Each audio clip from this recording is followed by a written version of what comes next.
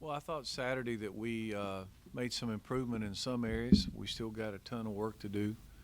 Uh, Certainly, we're not where we'd like to be in any facet, but there were some positives that came out of the game. And look forward to continuing to grow and get ready to play Vanderbilt team that's been really physical to this point. Uh, had a big win last week against Middle Tennessee, who's kind of right next to them. I know that's kind of a big game, turned into a big game for both teams. And I'm sure they're going to come in with some confidence, and we've got to match their physicality and be ready to improve and keep getting better. Coach, you faced a couple of good linebackers against Boston College. You got another good one in Cunningham coming in. Could you talk a little bit about him and what he brings? Yeah, well, he's a good football player. He's got good size. He's probably bigger than any of the linebackers we played so far. He's got good mobility and speed and experience, so he's a good player. They cover him up, make him hard to block. On the offensive side of the ball for Vandy, Webb runs the ball over 20 times a game, I imagine. You expect that to continue this Saturday? I would think if we don't stop it, we'll see it till our nose bleeds. Yeah, it's going to be downhill, and he and the Blasingame, the big tailback, I mean, he's physical. If there's one thing that we've been halfway decent against the first two games is against the run. We've played the run a little better but we haven't seen a power team. They're somewhat like Boston College, but they run more power team. But there are a lot of 12 personnel, a lot of 22. I mean, they're going to pack it in there and come get you. You know, they're not hard to find. Just back to Searcy for a second. I know you roll the A-backs in with the play calls a lot of the times. Mm-hmm. When you have a guy who is making plays in the games, does that affect how you sub in the A-backs, and does that affect anything that you're trying to do on offense? No, usually I know who I'm subbing in and what the play is. But we've got about 5 or 6 A-backs or 7 that I feel good about that can all play. There's some that are a little better than others because they're more experienced. But he's one of the better route runners and one of the better guys in the passing game. But it just so happened, it's like the other day when he caught the pitches, we weren't trying to get him the pitch. He just happened to be the guy over there. So what he's done is when he's got the ball, he's made the most out of it. You mentioned in your opening remarks that you're not where you need to be in any facet. To what degree do you think the first 2 games have shown you what you have and how much more will you learn this week? I think they're like the first 2 games. I mean, the first 2 games we came out of the gate last year and killed everybody, and everybody was talking about how great we were, and we weren't. And now the first 2 games this year, and people want to talk about how bad we are, and we're not. So it's kind of somewhere in between. It's, the 14 team started slow and got better.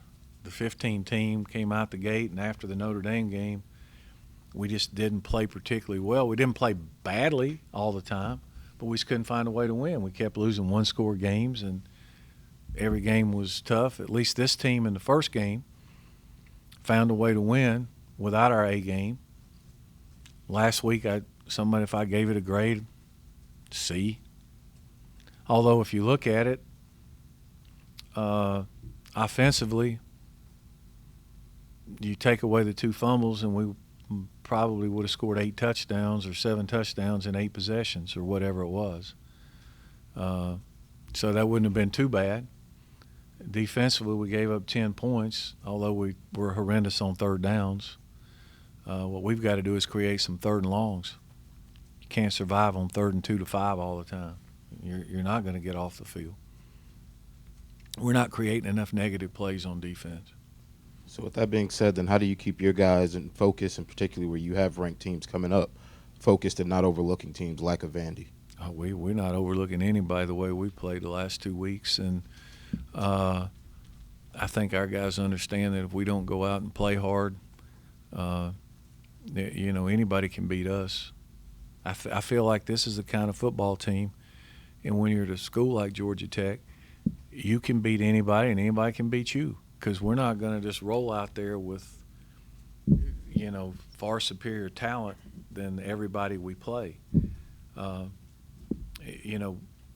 I've been there where there was 2 or 3 games a year that you actually had to get up for, that you had to play, that you felt like you could win the rest with maybe your B game or C game.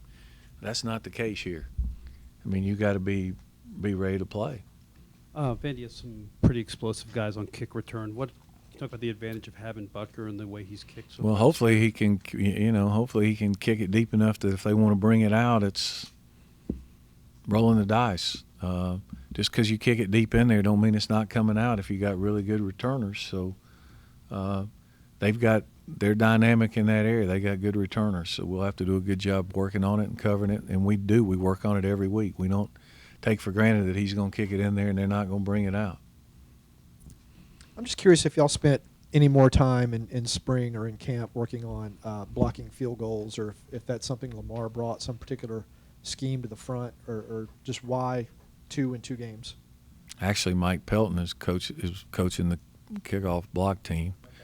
But I think guys have done a good job getting penetration and getting their hands up. Our tall guys aren't the ones that blocked them. It's been Rook and Kyle. I mean, it's not been Pat and Francis and the big guys. So just continue to work on it. I think our guys understand how important it is. I mean, we make a big deal out of a block kick, whether it's field goal, punt, whatever. We make a big deal out of it in the team meeting on Monday for the guy that does it. So I think they're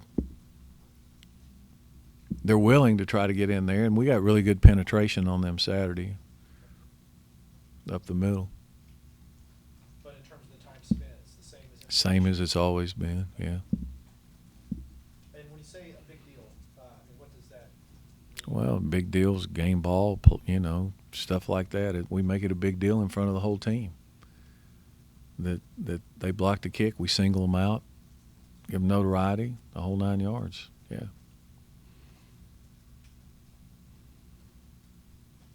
You get the same thing that the players of the game get. Okay. It's the same type of deal if you block a kick. When you play a team like Mercer that you're going to have a talent advantage with, how much can you learn about what your team can do and kind of these things we're talking about? Well, you learn a lot. I mean, you learn a lot. Everybody has some good players. I mean, all you have to do, how many FCS teams have beaten 1A teams now? And that doesn't count the ones who came close. But I'm talking about beating them. I saw where another Power 5 team lost Saturday. I mean, Northwestern lost to one. Some of those guys have good players. And I think you look, and there's certain matchups where they get overmatched. If you watch our tape against Mercer, there's some guys out there for Mercer who probably got overmatched. There's other guys that are holding their own, or playing well. So I think that you and then the other thing is you learn about your assignments, your execution, your eyes on defense, all that stuff. I mean, it doesn't matter who you're playing. If you're not doing those things, you're not going to do very well. You mentioned regarding the third down defense that a lot of it is first and second down. I'm curious, do you kind of have a benchmark of like yards per play you want to give up a first down that tells you you're doing well? Or like, obviously, if you're in second and 10, it's great, but if you can give up less than 3 yards on first down, you're probably in pretty good shape. You get much more than that, then it becomes but you still, I don't know there's a benchmark. We don't have a number where we say, okay, we got to hold them to 2nd and 7. I mean, what I'm talking about is you got to create some negative plays. Can you talk about the passing attack and the pass pro? It just seems to be probably the crispest it's been in a while here. We just spent a lot of time working on it.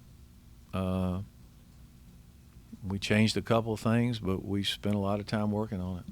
That's all I can tell you. We've got guys that are a little better at it, a little better feet up there, a little better athletes. And we haven't played the guys with great pass rushers yet. They're coming.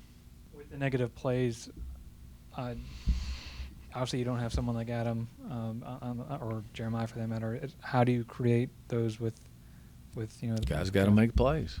you get a chance to create a negative play or tackle somebody in the backfield, you got to make the tackle, or get a sack on first or second down, or do something to create a negative play. I mean, every year we talk about we don't have any players on defense. It's like we don't, that 14 team or 15, last year's team had 6 guys on defense in NFL camps. It's not like they're, somebody we just pulled off the street. There's guys over there. There's guys playing on defense over there right now that will be in the NFL. So we got to make plays. I mean, we sound like it's a scout team trotting out. I can promise you they all came highly recommended in recruiting.